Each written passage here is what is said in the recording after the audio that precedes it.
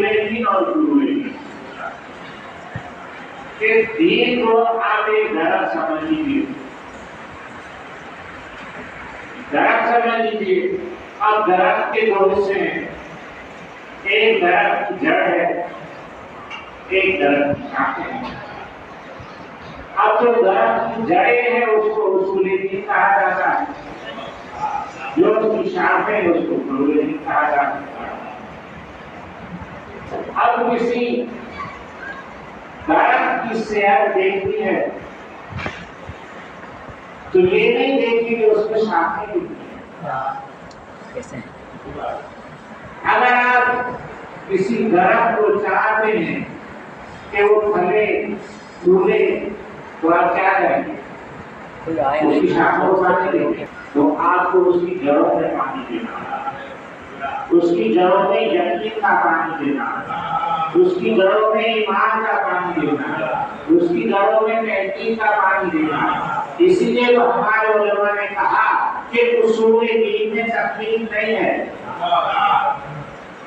سمجھ آئے کہ نہیں؟ عالم آپ کو شاخیں سنبھالے گا، نماز کیسے پڑھنی ہے، روزہ کیسے رکھنا ہے، حج کیسے کرنا ہے، عمرہ کیسے کرنا ہے، زکات کیسے دینی ہے، کون بتائے گا؟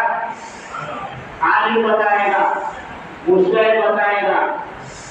اللہ کو کیسے پہچاننا ہے، بتائے کہ نہیں؟ مجتہد نہیں بتائے. دونوں مسائل کا پہلا فتویٰ ہے کہ اصول دین میں تکلیف نہیں ہے. اپنا دماغ استعمال کرو. اللہ نے عقل کیوں دی؟ اب اللہ کے تفکر اس قرآن میں غور و فکر کیوں نہیں کرتے؟ اس میں تدبیر کیوں نہیں کرتے؟ کیا تمہاری آنکھوں پر قرآن کہہ رہا ہے تانے لگے ہوئے ہیں؟ تو یہ مختصر کا مقدمہ آپ کی خدمت میں پیش کیا کہ اصول دین میں آپ نے خود تحقیق کر دی. اس لیے کہ مولانا نے فرمایا اول دین معرفت، دین کا پہلا جو واجب ہے وہ اس کی معرفت ہے، وہ اس کی معرفت ہے. اب ذرا آ جائیے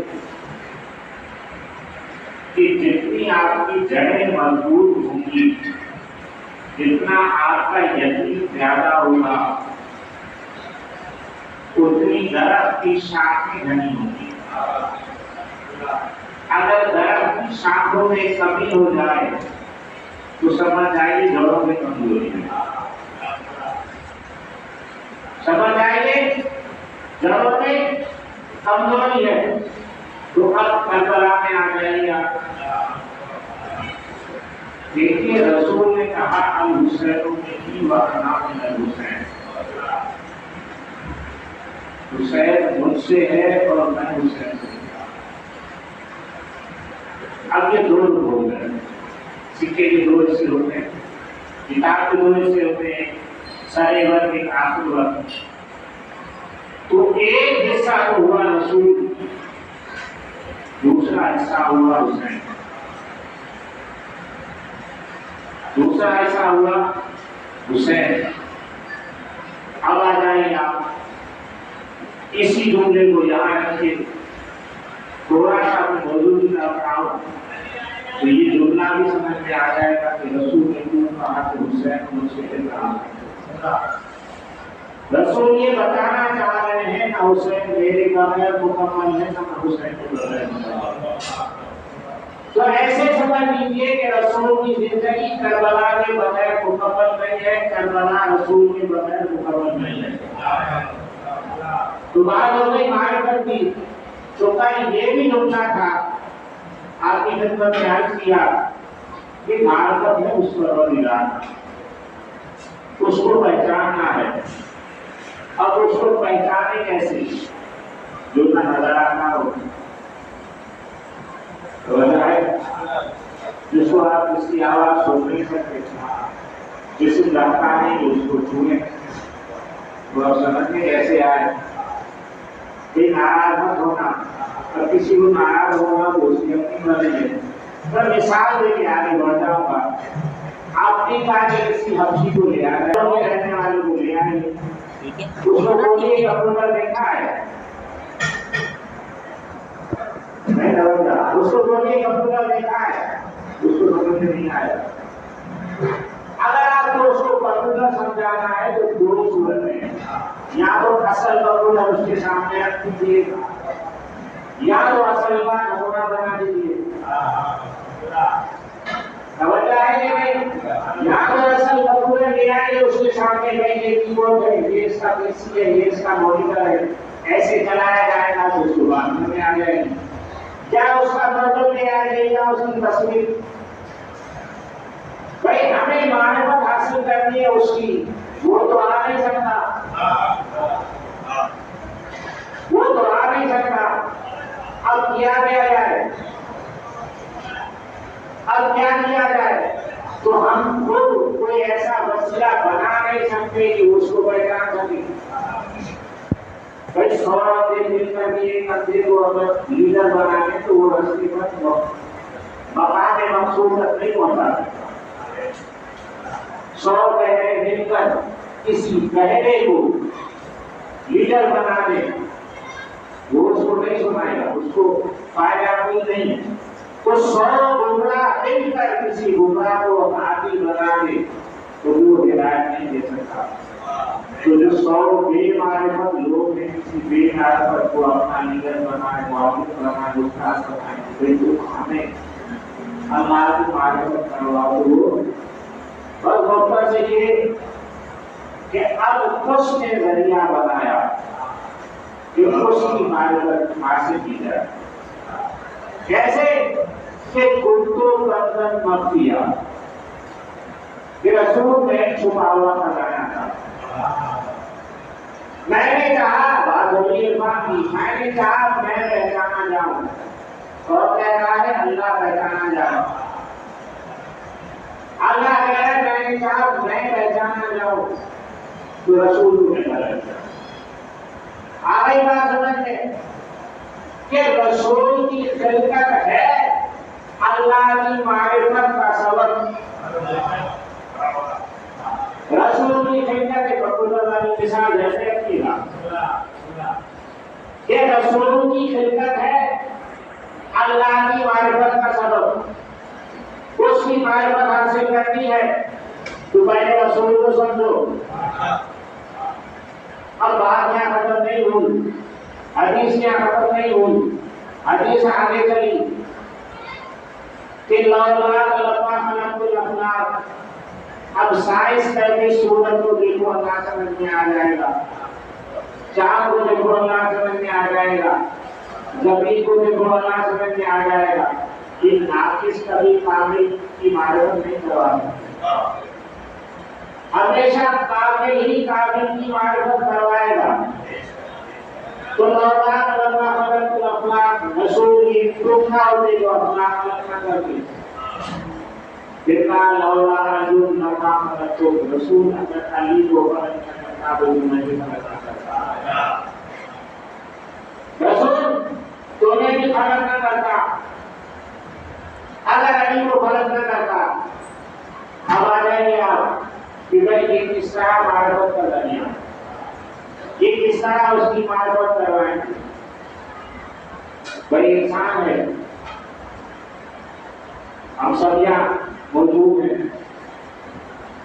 مثال کے طور پر زید نام کا کوئی بندہ ہے, اس کا انتقال ہو گیا, اس کی میت پڑی ہوئی ہے, اس کی میت پڑی ہوئی ہے,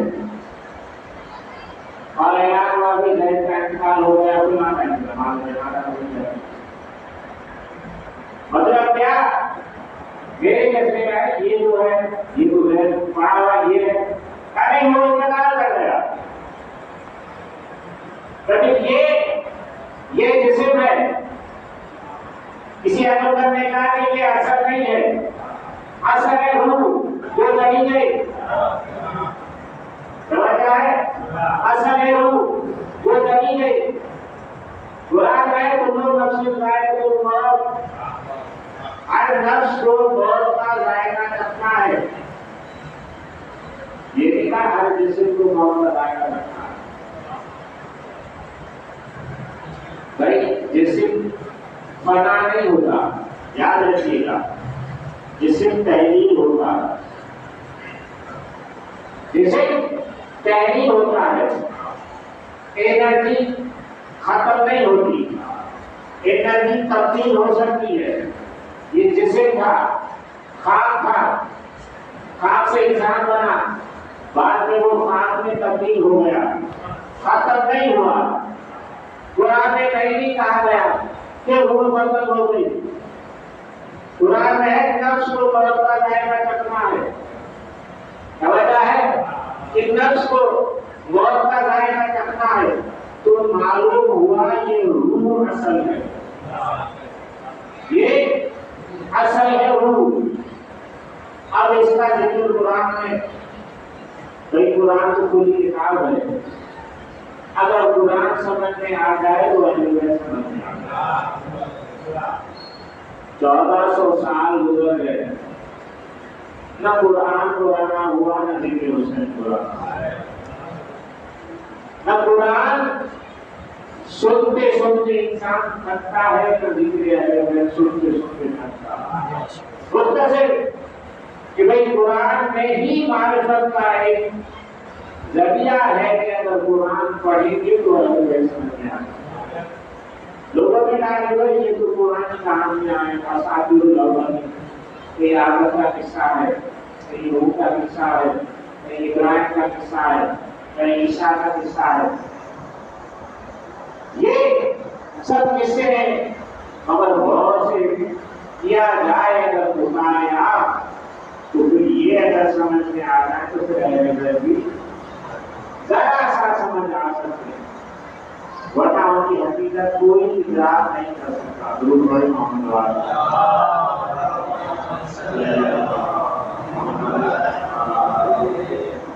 جو ہے بات معرفت سے چلی آئی بات روح پر کہ بھائی انسان کی حقیقت اس کا جسم نہیں ہے، اس کی روح ہے. بس یوں سمجھ لیجیے کہ جس طرح انسان کی حقیقت اس کی روح ہے، اس طرح دین کی حقیقت اہل بیت میں ہوتا ہے. اللہ صلی اللہ علیہ وسلم نماز ہے، روح اہل بیت کی مودت ہے. روزہ ہے، روح اہل بیت کی مودت ہے. زکات ہے، روح اہل بیت کی مودت ہے. جہاد ہے، روح اہل بیت کی مودت ہے. یہ سارے سب کچھ ملا کر دین ہے، وہ اہل بیت کی مودت ہے. تو اگر اہل بیت کی مودت کو نکال دیا جائے تو پھر نماز تو رہے گی لیکن اصل حقیقت نہیں رہے گی. پھر قرآن میں یہ بھی کہا ہے کہ ہم جو دن ایسا روز کی نماز ان کے منہ پہ کھا ہے. سوال ہے محمد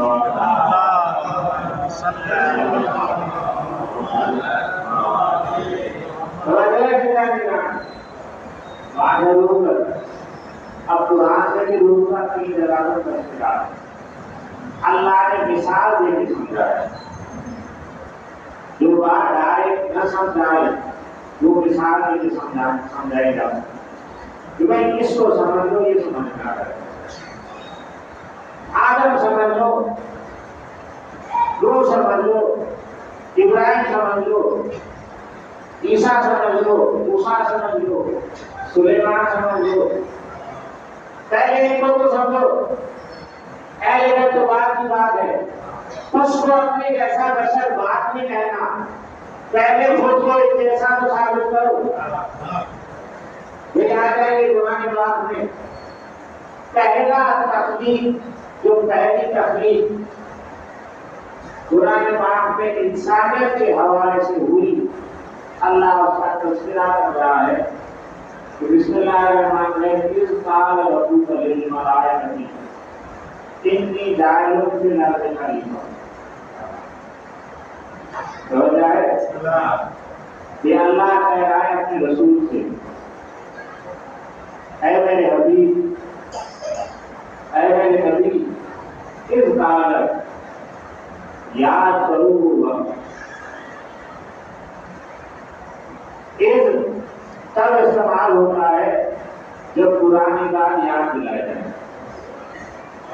مثال کے طور پر آپ پچھلے سال کی مجلس پہ گئے, کسی اچھے خطیب نے پڑھا, تو میں ان سے کہوں گا جناب عابد بھائی یاد ہے, یاد کرو اس کو مار آ رہا ہے, تمہیں وہ 6 سال 5 سال ہوں گے تو قرآن کے یاد کرو.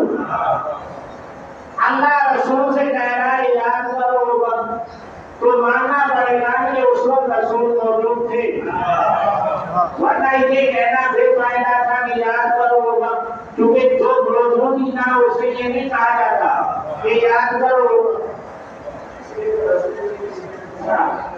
یا رسول اللہ آپ کب سے نبی بنے, تو رسول نے یہ نہیں کہا ہے کیونکہ انسان کے اختیار نہیں جاتا.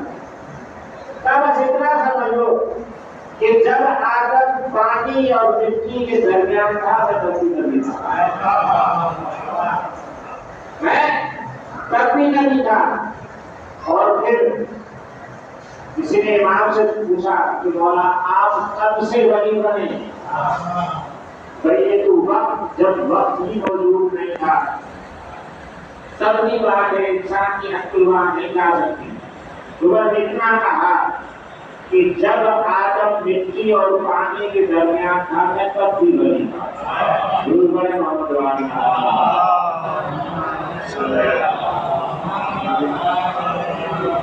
بس قرآن کو سمجھتے جاؤ, اہل بیت کی معرفت حاصل ہوتی جائے.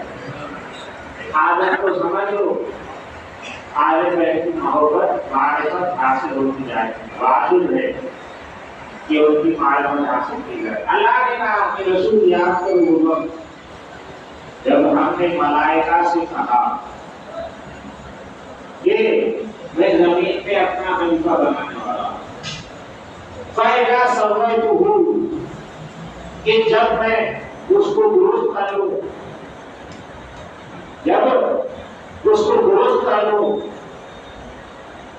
وَنَفَخْتُ فِيهِ مِنْ رُوحِي, اور اس میں اپنی روحوں میں سے روح ہوں. یاد ہے یہ ویسال رسول اگلا جملہ ہے کالا کا. یہ چھوٹی چھوٹی باتیں ہیں جو سمجھ میں آ جائیں تو دیکھیے اہل بیت کی فضائل وہ ہے کہ 1400 سال گزر کے دنیا کو چھپاتے چھپاتے قبیلوں کے قبیلے کاٹے گئے, خاندانوں کے خاندان دیوار کیے گئے, دیواروں میں لاشیں زندہ انسان چنوائے گئے, زبانوں پر پہرے لگائے گئے. یہ اہل بیت کا کوئی نام نہ لے. لوگ اگر اپنی کسی دوست کو بتا دیتے کہ میں مولانا بولے ہوں تو اسے قسمیں اٹھواتے تھے کہ خبردار ذکر نہ کرنا. تو چھپاتے چھپاتے اپنوں نے چھپایا جان کے خوف سے, غیروں نے چھپایا دشمنی کے خوف سے, مگر آج بھی اتنے فضائل ہیں, اتنے فضائل ہیں کہ دنیا چھپاتے چھپاتے رہ گئی مگر آج تک کوئی چھپا نہیں. اور آج بھی اگر وہ فضائل پڑھے جائیں تو دنیا میں ہے کہ اسے مسیحیت کی بو آتی ہے, اسے مسیحیت کی بو آتی ہے. تو بتاؤ کہ قرآن کی کس آیت کا اگلا لفظ ہے وہ قال, لفظ ہے قال. اس کو انگلش میں کہتے ہیں ورڈ. اب یہ گرامر کا اصول ہے, قال ہے کلمہ. یہ بیسک بات ہے, بنیادی بات. جب آپ کسی مدرسے میں جائیں گے, کسی یونیورسٹی میں جائیں گے, آپ عربی گرامر پڑھیں گے تو یہ اس کا پہلا چیپٹر ہے, اس کا پہلا سبق ہے جو ابھی بتا رہا ہوں. کیا ہے کہ لفظ ہے قال. یہ لفظ ہے ماضی کا, کہا اس ایک مرد نے. اس کو دوسرا لفظ کہا جاتا ہے کلمہ, ورڈ. بھائی ورڈ کیا ہے؟ وہ ساؤنڈ جو کسی مخرج سے توجہ ہے بھائی، یہ کیا ہے؟ اس کو ورڈ کہیں گے، اس کو ساؤنڈ کہیں گے، اس کو آپ کیا کہیں گے؟ ساؤنڈ کہیں گے، اس کو ورڈ نہیں کہیں گے، اس کو کلمہ نہیں کہیں گے۔ کلمے کی تعریف ہے کہ وہ آواز جو مخرج سے نکلے، جو منہ سے نکلے۔ مجھے بتائیے کہ اللہ کہہ رہا ہے وَإِذْ قَالَ رَبُّكَ، جب کہا تمہارے رب نے، بھائی جب کہا تمہاری اس کا منہ ہے، جب اللہ نے بات کی تو آواز آئی نا، کلمہ بنانا، کلمے سے کال بنانا، تمہاری اس کا منہ ہے، اس کی زبان ہے۔ جب زبان مانی پڑے گی تو جسم بھی ماننا پڑے گا، سر بھی ماننا پڑے گا، جب ہاتھ بھی ماننا پڑے گا، جب ہاتھ ماننا پڑے گے تو جسم بھی ماننا پڑے گا، جب جسم ماننا پڑے گا تو جگہ بھی ماننا پڑے گی، جب جگہ ماننا پڑے گی تو اس میں تغیر بھی آئے گا، اس میں تبدیلی بھی آئے گی، اس میں جوانی بھی آئے گی۔ توجہ ہے کہ نہیں؟ بھائی کیسے سمجھ میں آئے کہ وہ بول بھی رہا ہے، وہ جسم بھی نہیں رکھتا، تو سمجھ جائیے کہ یہ مجموعی ہے کہ کوئی ہو جو اس کی جگہ پر ملائکہ سے کلام بنا ہے، جو بولے تو کلام اس کا، زبان کسی اور کی۔ وہ بات سمجھ میں آ گئی آپ کو؟ کمپیوٹر والی کہ اوریجنل کمپیوٹر لا کے دکھا دو یا اس کا کوئی ماڈل بنا دو۔ بھائی اوریجنل اللہ کو نہیں آ سکتا، اللہ کی مثل تو آ سکتی ہے، للہ المثل الاعلی، یا اللہ کی اعلیٰ مثالیں ہیں۔ بھائی کوئی تو ہے جس کی زبان لسان اللہ ہے، وہ اس کو دیکھ نہیں سکتا، وہ دنیا کو دیکھتا ہے۔ یہ دیکھنے کے لیے آنکھوں کی ضرورت ہے، سننے کے لیے کانوں کی ضرورت ہے۔ وہ سمجھ جائیں گے کہ کوئی تو ہے کہ جو اس کی نمائندگی کر کے ملائکہ سے مخاطب کر رہا ہے، کلام اس کا ہے، زبان کسی اور کی ہے۔ بھائی کس کی ہے؟ نہیں سمجھ میں آئی بات؟ آدم گزر گئے، نوح گزر گئے، ابراہیم گزر گئے، موسیٰ گزر گئے، موسیٰ سے بھی کسی نے کلام کیا تھا، کسی نے موسیٰ سے بھی کلام کیا تھا۔ عیسیٰ گزر گئے، رسول خدا کا دور آیا، نہیں سمجھ میں آیا، اور ہے تب سمجھ میں آیا کہ رسول معراج میں گئے۔ یہ کل بات کی تھی، تب سمجھ میں آیا کہ جب رسول معراج میں گئے، اتنی مقام ابدیت، یہ بہت بڑا چکر ہے۔ یہ ابدیت کیا ہے؟ ہم تصوف میں کہتے ہیں اشہد ان محمد عبدہ و رسولہ، یہ رسول رسالت کی گواہی بعد میں دیتے ہیں، ابدیت کی گواہی پہلے دیتے ہیں۔ یہ ابدیت کیا ہے؟ یہ رسول مقام ابدیت پہ قائم ہے۔ اتنے نزدیک قرآن کہہ رہا ہے دو زمان ہے، اس سے بھی کم۔ یہ فاصلہ، یہ اسپیس، یہ والی اسپیس نہیں تھی۔ بجائے اللہ نے اس صورت میں کہا، بس بندہ تھا، اس میں سے آواز آئی، رسول نے آواز سنی، آواز پہچانی اور کہا کہ پروردگار یہ بات سمجھ میں نہیں آئی، یہ بات سمجھ میں نہیں آئی کہ بات تو تو کر رہا ہے، آواز علی کی ہے، بات تو کر رہا ہے، آواز علی کی ہے۔ اب یہ معاملہ حل کر دے کہ پردے میں تو ہے کہ علی ہے، پردے میں تو ہے کہ علی ہے۔ پروردگار عالم کی آواز آئی، جیسے حبیب میں وہ ہوں جو آواز کا محتاج نہیں، میں وہ ہوں جو کلام کرنے میں آواز کا محتاج نہیں، میں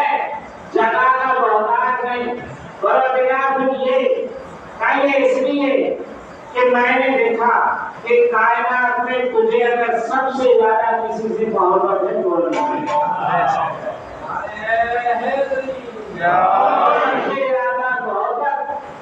کسی سے ہے تو علی سے ہے، تو اسی لیے میں نے تمہاری وحشت کو ختم کرنے کے لیے علی کے رہتے میں چلایا۔ واقعی کال والی جب کہا تمہارے پروردگار نے، جس سے کہا ملائکہ سے کہ میں زمین میں اپنا نائب بنانے والا ہوں، اپنا خلیفہ بنانے والا ہوں، جب میں اس کو درست کر دوں تو اس میں اپنی روح دوں، آدم بنے جس سے مٹی سے بنے، پتلا بنا، جب تک پتلا تھا سجدے کے لائق نہیں تھا، جب تک مٹی تھی سجدے کے لائق نہیں تھی، تو مانو نا کہ مٹی سجدے کے لائق نہیں ہوتی، پتھر سجدے کے لائق نہیں ہوتے۔ کیا فرق ہے؟ وہ بھی پتھر کو پوچھتے ہیں، ہم بھی پتھر کو سجدہ کرتے ہیں۔ یہ معاملہ سمجھ میں آ جائے، کیسے سمجھ میں آئے گا؟ کعبہ بھی پتھر کا بنا ہے، وہ بھی پتھر کے بنے ہیں۔ بھائی سوال کرنے والا تو پوچھ سکتا ہے کہ ہمیں کہہ رہے ہو کہ مٹی کو سجدہ نہ کرو، تم خود مٹی کو سجدہ کر رہے ہو، پتھروں کو سجدہ کر رہے ہو، تو بھائی سمجھ جائیے کہ حضرت آدم کا جب تک پتلا تھا تب تک کوئی فضیلت نہیں تھی، ادھر روح پھوٹی گئی، ادھر فرشتے سجدے میں گر گئے، تو سمجھ جائیے کہ فضیلت پتھروں کو نہیں ہے، یہ اس روح کو ہے کہ جو اس میں داخل ہوئی تو مسجود ملائکہ قرار پائی۔ تو سمجھ جائیے کہ آدم کی روح ہے جس کی وجہ سے آدم مسجود ملائکہ قرار پائے، تو کوئی کعبے کی روح ہے۔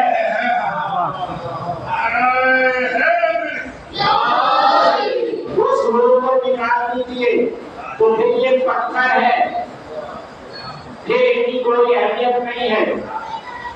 آدم مٹی کا بنا، مولا وہ روح بھی بتا دیجیے کہ وہ کون سی، وہ روح بھی بتا دیجیے، وہ روح مولا نے مسکرا کے فرمایا کہ وہ روح اور نہیں تھی، وہ ہم 14 کا نور تھا، وہ ہم 14 کا نور تھا۔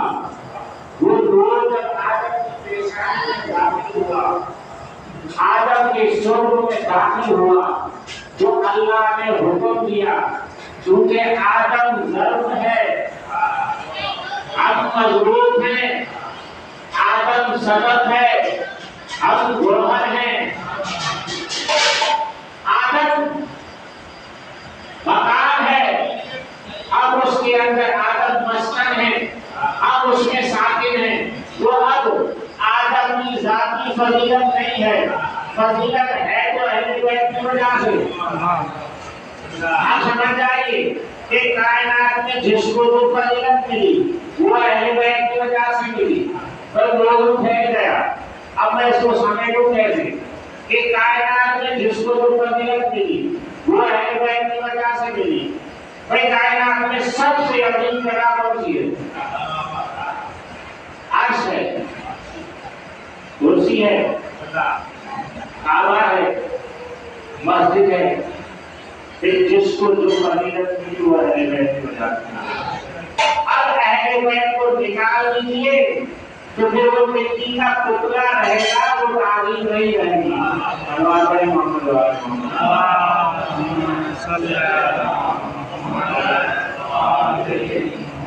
وہ مٹی جو رہے گی لیکن وہ تعظیم نہیں رہے گی۔ اور یہی طریقہ ہے پہچاننے کا کہ قرآن کو پڑھتے جاؤ، اہل بیت کو سمجھتے جاؤ۔ اس لیے کہا کہ قرآن اور اہل بیت دونوں چیزیں چھوڑے جا رہا ہے، یہ دونوں ایک دوسرے سے جڑا ہے، یہاں تک کہ حوض کوثر تک پہنچ جائے۔ آج یہاں تک تھوڑی سی گفتگو آگے کر، اس کے بعد جتنے مسائل ہے وہ کتنی تعلیم، کتنی عظمت کہ مٹی کے پتلے میں آ جائے تو مزدوری ملائکہ قرار پر ہے۔ اب آپ تاریخ پڑھتے جائیے، میں جلدی گزرتا جاتا ہوں کہ تاریخ میں ہے کہ نور جس پیشانی میں رہا، چاہے وہ آدم ہو، چاہے وہ نوح ہو، چاہے وہ ابراہیم ہو، چاہے وہ اسماعیل ہو، چاہے وہ عدنان ہو، چاہے وہ خضر ہو، چاہے وہ کنعانہ ہو، چاہے وہ ہاشم ہو، چاہے وہ عبد المطلب ہو، وہ جہاں جہاں سے گزرتے تھے درخت سجدے میں جھک جاتے تھے، وہ جہاں جہاں سے گزرتے تھے پتھر کلمہ پڑھتے تھے۔ یہ رسول کی بات نہیں کر رہا ہوں، یہ رسول کے ضرب کی بات کر رہا ہوں کہ حاصل جہاں سے گزرے درخت سجدے میں گر گئے، پتھروں میں کلمہ پڑھا۔ یہ تاریخ میں لکھا ہے کہ رات میں جب حاصل گھر سے باہر نکلتے تھے تو دنیا منور ہو جاتی تھی، اسی لیے تو قمر بدخا کہا جاتا تھا کہ حجاز بدخا کا چاند انور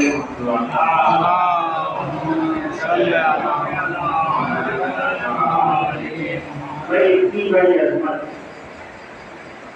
یہ ایک رخ ہے۔ دوسرا رخ ہے بشریت کا۔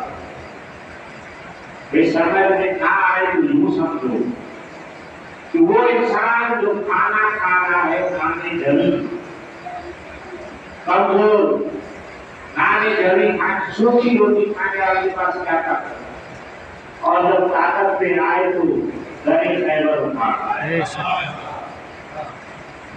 جب طاقت پہ آئے تو گھر کو اندر کو پچھاڑ دے، جب طاقت پہ آئے تو عمر ابن عبداللہ کو پچھاڑ دے۔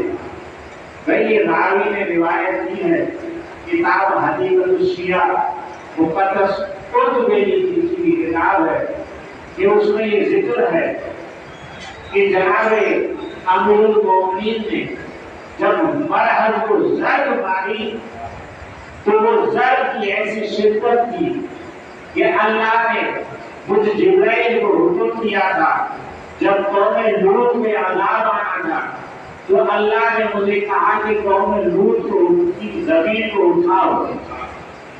میں نے اس قوم کی زمین کو پورے خطے کو اٹھایا، اتنا بلند کیا کہ آسمان والوں نے ان کی آوازیں سنی، آسمان والوں نے ان کے پرندوں کی آواز سنی، صبح میں اٹھائے رہا، مجھے کوئی پریشانی نہیں ہوئی، کوئی کمزوری نہیں ہوئی، کوئی لرزش نہیں ہوئی، صبح الٹا کر دیا پوری زمین کو۔ اور جب علی نے مرحب پہ تلوار چلائی تو اس شدت سے چلائی کہ پروردگار نے حکم دیا اے جبرائیل جا کے علی کے وار کو روکو ورنہ زمین کو حصے میں تقسیم ہو جائے گی۔ مولا کی طاقت اتنی کمزور بھیجا، مولا نے مسکرا کے فرمایا کہ تم یہ سمجھ رہے ہو کہ علی نے جسمانی طاقت سے خیبر کو اٹھایا ہے، میں نے اللہ کی دی ہوئی طاقت سے خیبر کو اٹھایا ہے۔ بس اگر